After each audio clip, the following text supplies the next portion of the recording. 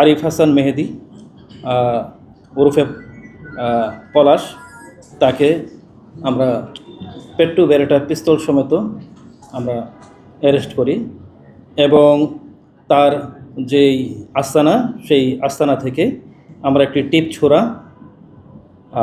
Chinese coral, দুটি ছড়ি, একটি গামছা, একটি বালিশ, 4টি লোহার রড, একটি সেলাই রেঞ্চ আমরা জব্দ করি এবং সেইখান থেকে কিন্তু আমরা ডাকাতি সরঞ্জামের সহ 2,44,000 টাকা কিন্তু আমরা ধরেছি, এই চক্রটা থেকে কিন্তু ধরেছি।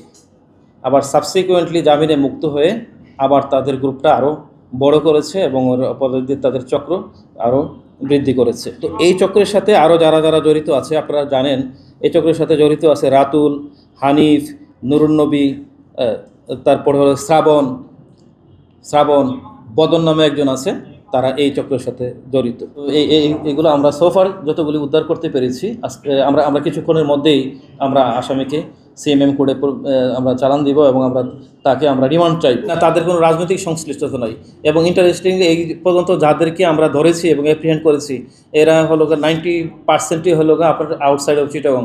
যেমন মেহেদির বাড়ি হচ্ছে আপনার হলো নড়াইল, তারপরে হচ্ছে মনিরের বাড়ি হচ্ছে আপনার হলো বোলা, এরকম। এবং আপনি দেখলেই দেখবেন যে এদের বডিগুলো একেবারে স্লিম। তা ওরা রড কেটে বা যে কোনো করে ওরা হলো অনেক সময় হলো আপনার হলো ছাদ কেটেও কিন্তু ওরা ঢুকে যায় এবং তাদের টার্গেটই থাকে হচ্ছে যে বড় বড় ধরনের হলো ডাকাতি। যে মনিরকে আমরা মেহেদিকে যে ধরেছি, মেহেদি বেসিক্যালি আপনার এখানে হলো অটোরিকশা চালিত এবং বিগত আপনার 15 দিনের যদি ফাইন্যান্সিয়াল ট্রানজ্যাকশনের প্রোফাইলগুলো যদি দেখেন, তাহলে আপনার হলো যে মানে কোটি টাকার উপরে আপনার হলো এই লেনদেন করেছে।